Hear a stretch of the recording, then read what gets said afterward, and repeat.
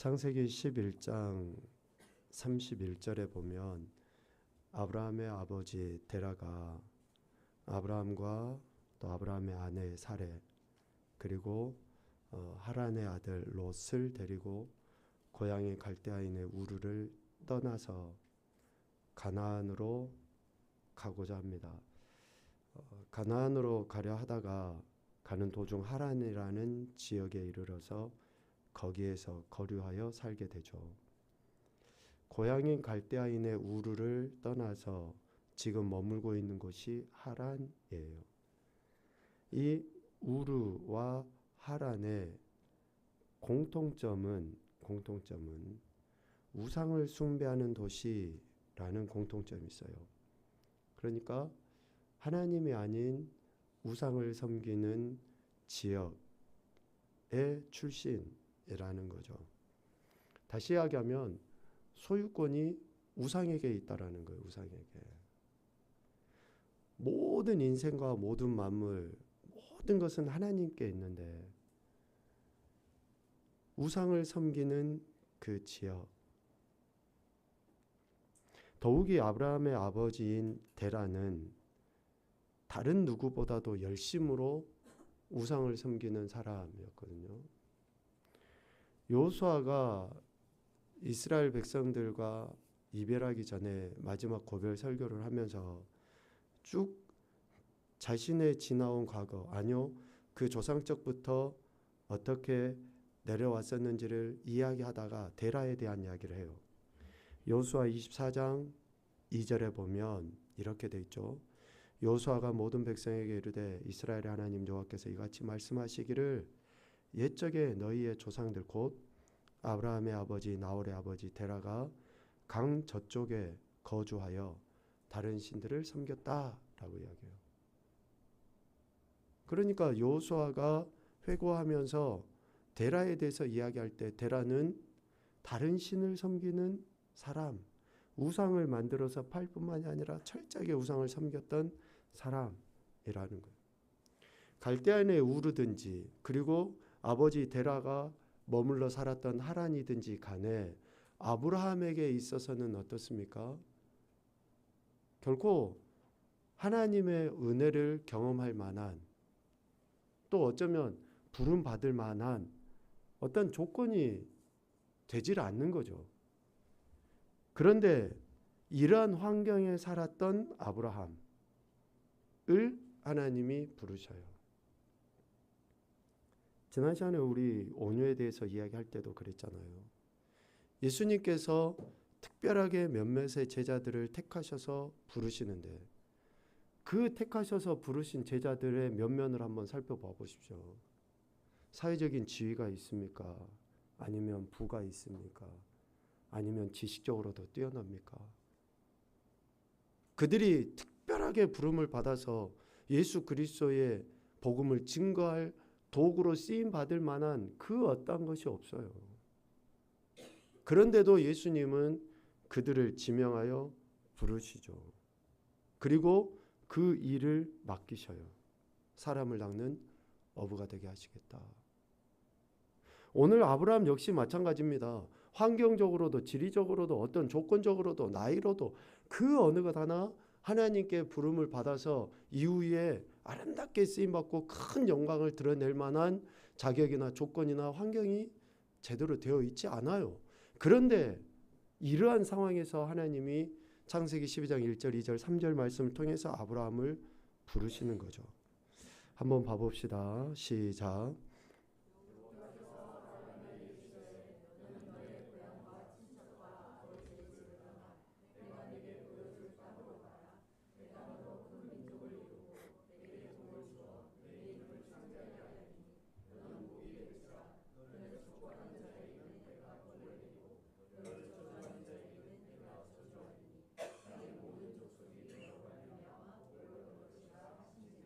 아멘. 여러분 이 창세기 12장 1, 2, 3절 말씀 참 아멘이고 우리 모두도 소망하고 그렇게 되기를 바라죠. 그런데 현실적으로 봐보자고요. 지금 하나님이 아브라함을 부르시면서 이 축복의 말씀을 하셨는데 약속의 말씀을 하셨는데 아니 지금 당장 아브라함에게 자손이 있습니까? 나이가 젊기를 합니까?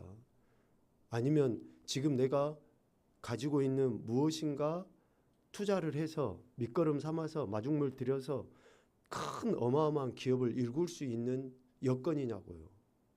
아무것도 없어요. 아니, 자식이라도 하나 있으면 그 자식을 통해서 뭐라도 해볼 텐데 아무것도 없는데 지금 하나님은 이 말씀을 하신 거예요. 사라가 하나님께서 천사를 통해서 내년 이맘때 네게서 아들이 나올 것이다 했을 때 어떻게 했습니까? 피식 웃었어요. 지금 봐보세요. 하나님이 아브라함에게 이 말씀을 하실 때 창세기 12장 1, 2, 3절 우리는 지금 보고 아멘 하나님 우리에게도 이렇게 되길 원합니다 그러지만 아브라함이 직접 이 말을 들었을 때 아멘 그렇게 얼른 입이 떨어졌겠냐고요. 아니 아무것도 없는데 복의 근원이 어떻게 돼요? 아무것도 없는데 자손이 바다의 모래같이 어떻게 많아지고 어떻게 그 큰 민족을 이루냐고요. 그런데 12장 4절 말씀에 정말 귀하고 놀라운 말씀이에요. 아브라함에 대해서 우리가 그렇게 인정할 수밖에 없는 그 말씀이 바로 12장 4절이에요. 같이 봅시다. 시작. 이에 아브라함이 여호와의 말씀을 따랐고 롯도 그와 함께 갔으며 아브라함이 하란을 떠날 때에 75세였더라. 아멘. 여기에서 매우 중요한 단어가 저는 이해라고 이해. 즉시 당장 곧. 아니 앞서 이야기한 것처럼 자식도 없어요. 변변치 않아요. 뭐 어떤 가지고 있는 가문도 물론 많은 재물을 가지고 그 하나님 말씀하실 때 떠났다고 이야기했지만 그만큼 많은 민족에게 뛰어날 만큼 되지도 못해요. 그런데 이에 즉시 곧 당장 상황이나 환경이나 나아갈 곳조차 불분명한 상황이었음에도 불구하고 하나님께 즉시 순종했다. 첫 번째 아브라함의 순종의 위대함을 볼 수 있어요. 두 번째는 여호와의 말씀을 따라갔고 아브라함이 하나님의 말씀을 자신의 행동의 절대 기준으로 삼았다라는 것, 하나님의 말씀의 권위를 존중하고 거역함이 없는 순종을 보였다는 것. 우리 이야기 누차 이야기하죠. 우리 하나님 말씀 기준 삼고 삽시다. 하나님 말씀이 기준이어야 됩니다. 우리가 계속 강조해서 이야기해요. 그런데 어떤 결정들을 딱 할 때 어떤 상황에 딱 부딪히고 환경에 딱 부딪히면 어떻게 합니까? 내 감정이, 내 경험이, 지금 내 형편이 기준이 돼서 그렇게 선택할 때가 많지 않습니까? 말하고 행동하는 거 여러분들 봐보십시오. 진짜 하나님의 말씀이 기준돼서 그렇게 말하냐고요. 누가 누구에게 상처를 줍니까? 가장 가까이 있는 사람이 가장 가까이 있는 사람에게 상처 주는 거 아니에요? 남편이 아내에게, 아내가 남편에게, 자식들이 부모에게, 부모가 자식에게. 성경에서 그렇게 우리에게 가르치시지는 않았잖아요. 우리가 하나님 말씀 기준에서 산다고 하는 것은 우리의 언행심사의 모든 것들이 그 말씀이 기준이 되어야 되는데 상황에, 환경에 이끌려서 그렇게 결정하고 살아가요. 그러나 아브라함은 그렇지 않았어요. 하나님의 말씀을 따라갔고 하나님 말씀을 기준으로 한 거예요. 말씀드렸잖아요. 자식이 없어요. 말씀드렸잖아요. 별로 남에게 내보일 만한 부도 없어요. 그런데 하나님이 그렇게 말씀하시니 그 말씀을 따라간 거예요. 그것도 세 번째 75세였더라 라고요. 75세였더라. 물론 당시에는 더 나이가 오래 살았으니까 뭐 75세 되면 청년 정도라고 우리가 이야기할 수 있겠지만 결코 그렇지 않습니다. 75세의 나이, 현실에 안주하고 싶을 그런 나이, 물질적인 안정을 추구하고 싶은 나이, 또 지금 자기가 일구고 있는 이 생업 버리고 다른 어떤 새로운 일을 하기에는 그런 버거운 나이일 수 있잖아요. 그럼에도 불구하고 하나님의 말씀을 따라서 고향과 친척과 아버지 집을 떠나라는 그 말씀에 아브라함은 순종한 거예요. 쉽지 않죠. 그러나 이에 여호와의 말씀을 따랐고 그 따를 때가 75세였더라 라고 분명하게 이야기하고 있어요. 아브라함의 이 순종, 보통 사람은 어쩌면 할 수 없는 이러한 순종을 후대에 평가하기로는 이러한 순종을 뭐라고 이야기하냐면요. 믿음이라고 해요. 믿음. 그래서 믿음은 추상적인 단어가 아니에요. 믿음은 어떤 감정적이고 감각적인 단어가 아니라 실제예요. 실제. 우리의 행동의 태도를 믿음이라고 이야기해요. 그래서 아브라함이 보인 이 순종을 히브리서 기자는 믿음이라고 칭해요. 믿음. 히브리서 11장 8절 믿음으로 아브라함은 부르심을 받았을 때에 순종하여 장래의 유업으로 받을 땅에 나아갈새 갈 바를 알지 못하고 나아갔다라고 이야기합니다. 여러분 믿음은 감정이 아니에요. 감각이 아닙니다. 내 느낌이 믿음이 아니에요. 내가 그렇게 느껴지고 그렇게 생각되어지는 것이 믿음이라고 착각하기 때문에 하나님 말씀을 기준 삼지 못하고 그렇게 착각하기 때문에 하나님 말씀의 즉각적인 반응, 올바른 태도를 우리가 보이지 못하는 거예요. 믿음은 감각이 아니라 아브라함과 같은 이러한 실질적인 순종을 믿음이라고 이야기해요. 그래서 아브라함은 하나님께서 부르셨을 때에 순종하죠. 아내와 조카 롯을 그리고 하란에서 모은 그런 소유들을 사람들을 이끌고 가나안 땅으로 들어가려 해서 마침내 그 가나안 땅에 딱 들어갑니다. 창세기 12장 6절. 그렇게 가나안 땅에 들어간 아브라함에게 하나님이 비로소 약속하셔요. 자, 12장 1, 2, 3절 말씀에 하나님이 축복하시죠. 그리고 12장 4절에 아브라함이 순종해서 결단을 보여요. 그리고 이제 실질적으로 그 순종의 모습이 어디로 나타나면 가나안 땅에 딱 들어가는 걸로 나타나요. 가나안 땅에 들어가니까 비로소 하나님이 이 말씀을 하시는 거예요. 12장 7절 같이 봅시다. 시작.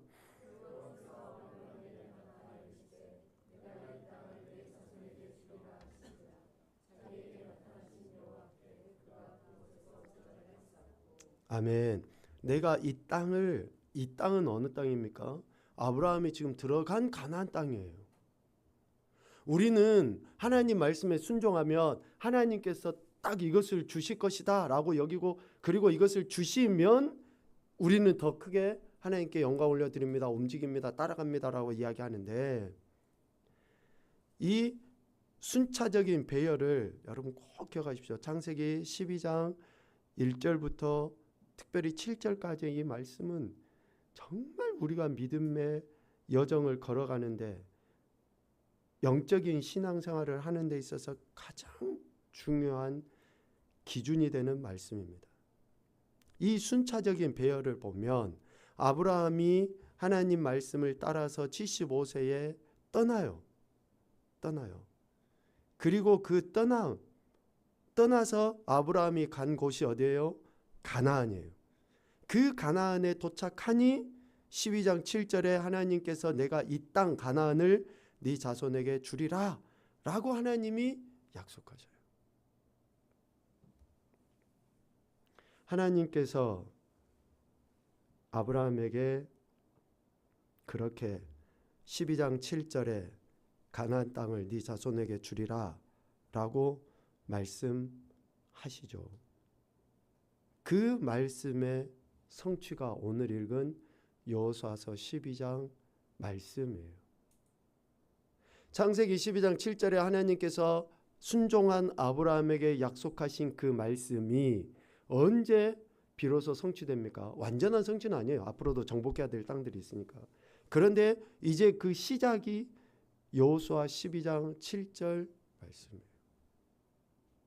이 여간을 봐보십시오. 아브라함 75세 때 부름을 받은 그때부터 어때요? 이삭을 낳고 야곱을 낳고 또 12지파를 낳고 그리고 애굽에서 종살이를 하고 광야의 여정을 거치고 요단강을 건너서 이제 가나안 땅에 이스라엘 백성들이 들어가게 돼요. 아브라함이 부름 받은 그 나이 때부터 지금 가나안 땅에 들어간 때까지를 계산을 해보면 약 691년, 그러니까 근 700년의 시간이 지나요. 놀라지도 않죠. 하나님이 아브라함 부르셔서 주실 때까지 700년이라고 700년. 여러분 하나님이 하신 그 말씀은 세대를 불문해요. 시간을 불문해요. 상황과 환경을 불문해요. 반드시 하나님이 하신 약속의 말씀은 이루어지는 거예요.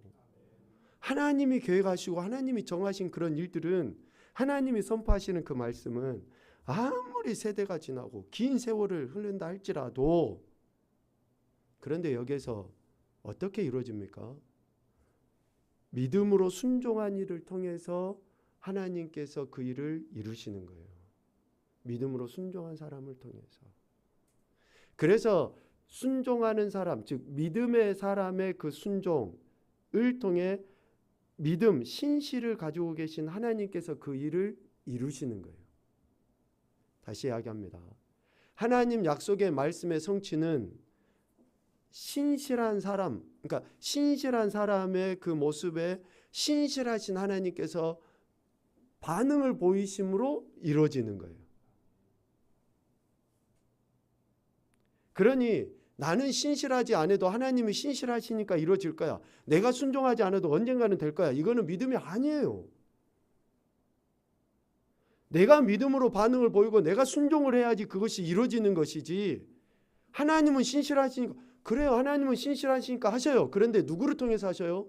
아무리 내게 약속하셨다 해도 내가 신실하지 않고 내가 순종하지 않으며 내가 아닌 순종하는 사람, 신실한 사람을 통해서 이루어져 가는 거예요. 그래서 여러분 하나님의 은혜 받기 원하십니까? 복 받기 원하십니까? 그러면 다른 누구보다도 내가 신실해야 돼요.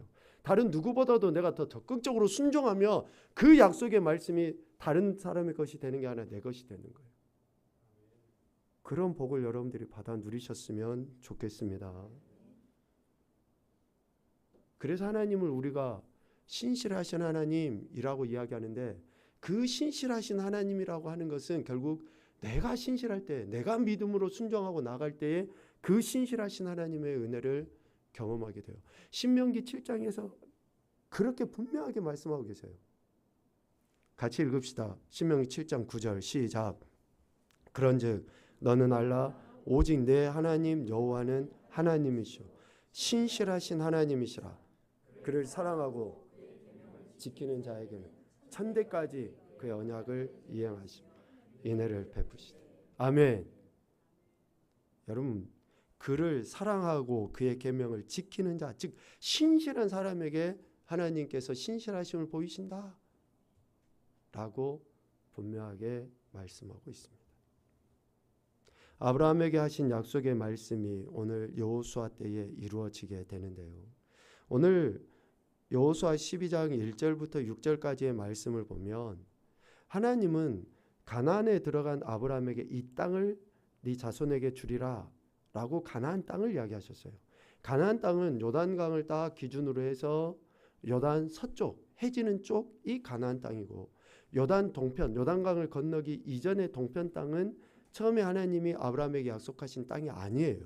그런데 모세가 요단강을 건너기 직전까지 이스라엘을 이끌면서 이스라엘 백성들과 거쳐왔던 그 과정 중에 요단 동편 땅을 정복한 내용이 오늘 12장 1절부터 6절까지에 나와 있어요.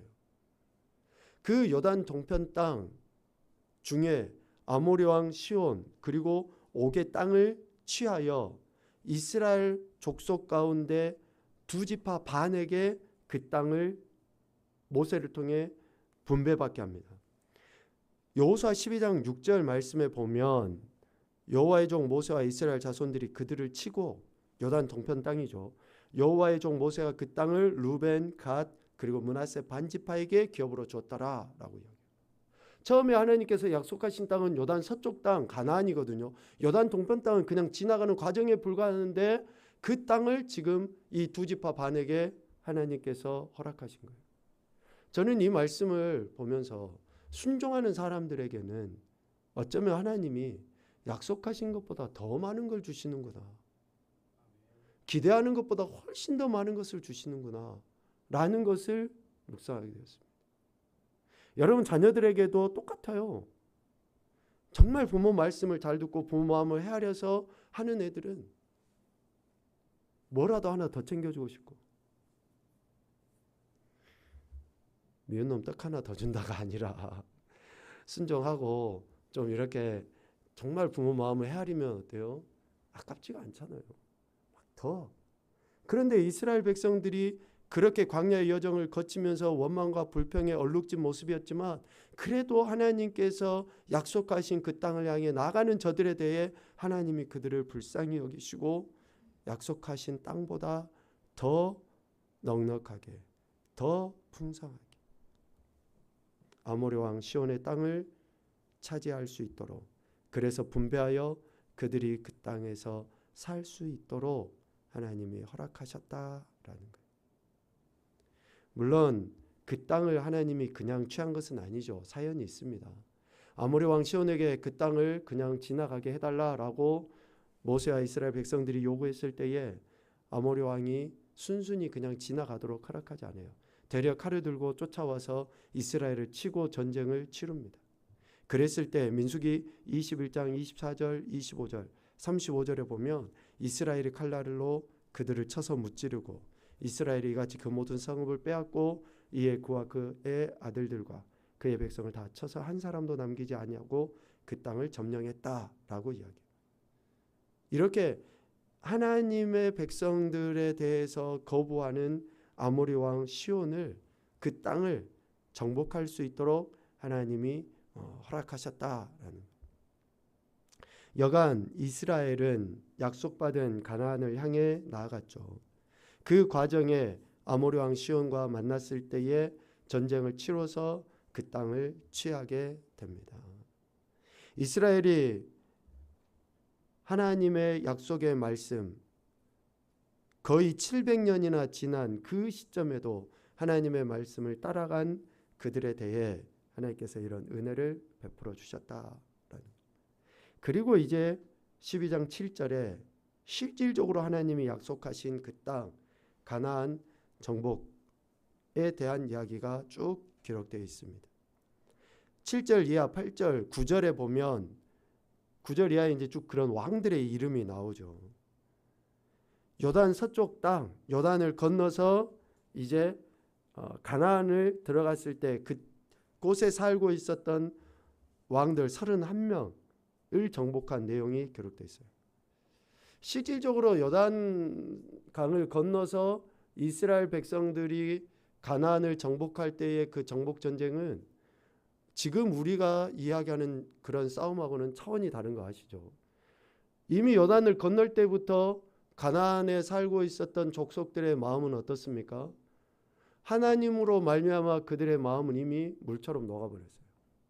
이스라엘의 대군을 보고 가나안 족속들이 전의를 상실한 게 아니고 하나님께서 이스라엘을 요단을 건너게 하신 것, 하나님께서 여리고성을 무너뜨리게 하신 것, 이러한 모든 것들을 통해 이미 가나안 족속들은 전의를 상실한 거예요. 그런 말씀을 나눌 때 같이 이야기한 기억이 있는데요. 저와 여러분은 실질적으로 뭐 능력도 없고 아무것도 없어요. 우리가 뭐 얼마나 대단하고 뛰어나고 악한 원수마귀를 싸워서 이길 수 있는 힘이 우리에게 있는가? 여러분 별로 그렇지 않습니다. 누가 대단히 믿음이 좋고 성령 충만하다, 어느 누구도 자랑할 수 없어요. 그런데 왜 세상이, 왜 어둠이, 왜 우리를 보면서 우리를 두려워하게 됩니까? 우리 안에 계신 하나님의 은혜, 능력이 있으니까 그런 거예요. 하나님이 지금 우리와 함께 하시기 때문에 그것으로 인해서 저들이 우리를 넘보지 못하는 거예요. 그러면 내가 매 순간순간 하나님이 지금 나와 함께 하시는 것을 드러내 보여야죠. 하나님이 지금도 나를 통해서 역사하고 계신 것을 드러내 보여야죠. 그러면 그 원수 마귀들이 오히려 우리를 두려워하고 우리로 인해서 저들이 도망가게 되는 그런 일들이 일어나죠.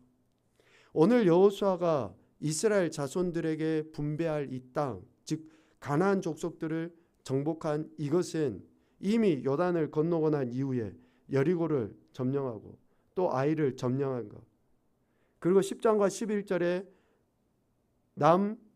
남방 지역의 그 족속들, 또 그리고 11장에 북방 지역의 그 가나안 족속들과 싸워서 이기는 것으로 인해서 이러한 그 가나안을 취하게 된 내용이 나와 있습니다. 한 가지, 이렇게 여호수아가 하나님께서 아브라함에게 약속하신 그 말씀을 성취해 나가는데, 창세기 12장 말씀을 우리가 봤잖아요. 그리고 이 창세기 12장 말씀과 같이 봐야 될 말씀, 가나안을 정복할 수 있었던 여호수아, 그를 하나님이 부르셨을 때의 그 모습, 즉 여호수아 1장 말씀과 연계해서 12장, 창세기 12장 말씀을 볼 필요가 있습니다. 하나님이 이스라엘 백성에게 약속하신 그 땅을 취하도록 하기 위해서 아브라함에게는 약속하셨고, 그 땅을 취하도록 이제 여호수아를 부르십니다. 여호수아 1장 2절, 너는 이 모든 백성과 더불어 일어나 이 요단을 건너 내가 그들 곧 이스라엘 자손에게 주는 그 땅으로 가라 라고 하나님이 여호수아를 부르셔요. 이스라엘 자손에게 주는 땅으로 가라라고 여호수아를 부르시고, 부르실 뿐만 아니라 하나님께서 아브라함에게 하셨던 창세기 12장 1절, 2절, 3절과 같은 그 축복의 말씀을 여호수아 1장 5절에도 동일하게 하나님이 말씀하십니다. 우리 1장 5절 말씀을 같이 보죠. 시작. 내 평생에 너를 능히 대적할 자가 없으리니 내가 모세와 함께 있었던 것 같이 너와 함께 있을 것임이니라. 내가 너를 떠나지 아니하며 버리지 아니하리니. 아멘. 하나님께서 아브라함에게 하셨던 말씀과 같이 여호수아에게도 너와 함께 있을 것이다, 떠나버리지 않을 것이다, 계속 하나님이 말씀하시죠. 그리고 창세기 12장 4절에 아브라함이 하나님 말씀에 순종하여 갔던 것처럼 여호수아 1장 11절에 여호수아가 결단을 보입니다. 이 말씀 읽죠. 시작. 진중에 두루 다니며 그 백성에게 명령하여 이르기를 양식을 준비하라. 사흘 안에 너희가 이 요단을 건너 너희의 하나님 여호와께서 너희에게 주사 차지하게 하시는 땅을 차지하기 위하여 들어갈 것임이니라 하니라. 아멘. 지금 이 이야기는 여호수아가 하나님 말씀을 받고 백성들에게 선포하는 거예요. 백성에게 명령하여 이르기를 양식을 준비해서 우리가 이제 이 길을 나서야 된다라고 이야기하는 거죠. 여호수아의 이 결단,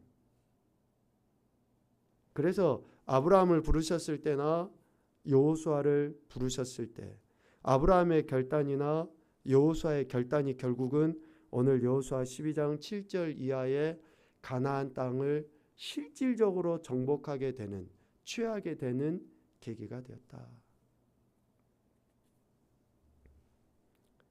여러분, 이러한 말씀들이 오늘 우리에게 어떻게 다가옵니까? 어쩌보면 우리 모두는 신앙의 1세대예요. 언젠가도 말씀드렸지만 저와 여러분은 각각이 신앙의 1세대입니다. 하나님이 우리 각자에게 하시는 그 말씀에 귀를 기울여 듣고 순종할 때 우리의 2세대, 3세대, 4세대, 오늘 말씀처럼 약 700년이 지난 이후에라도 하나님이 하시는 그 말씀은 반드시 성취되는 거예요. 내게 하나님이 주신 그 말씀에 내가 귀를 기울여 듣고 순종하지 아니하는데 어떻게 그 말씀이 세월이 지난 이후에 성취될 수 있겠습니까? 부모된 저와 여러분이 믿음으로 순종을 보인 아브라함과 같이 그렇게 순종할 때, 여호수아가 하나님 말씀에 순종한 것과 같이 순종할 때에 하나님의 약속의 말씀은 내 때가 아니더라도 내 자녀 때, 또 그 후세 때에 실제가 되는 거예요. 실제가. 그래서 순종은 지금 해야 되는 거고, 그래서 믿음의 반응은 지금 내가 보여야지 되는 것이지. 나는 그런 것이 없이 하나님의 말씀만 듣고, 나는 그런 것이 없이 다른 누군가가 해주기를 기대하는 것은 결코 하나님의 약속의 성취를 기대할 수 없다라는 것을 보게 됩니다.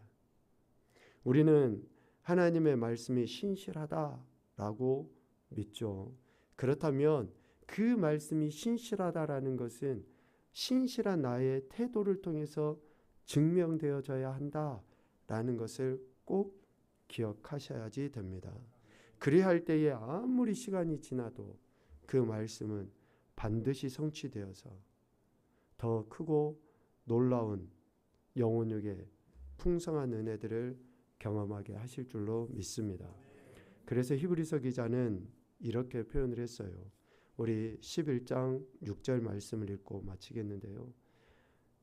정말로 아브라함과 같이 여호수아와 같이 우리가 하나님을 믿는다면 그 하나님의 약속의 말씀에 신실한 태도, 순종을 보일 때에 하나님께서 상 주시고 보다 더 크고 놀라운 은혜들로 충만케 하실 줄로 믿습니다.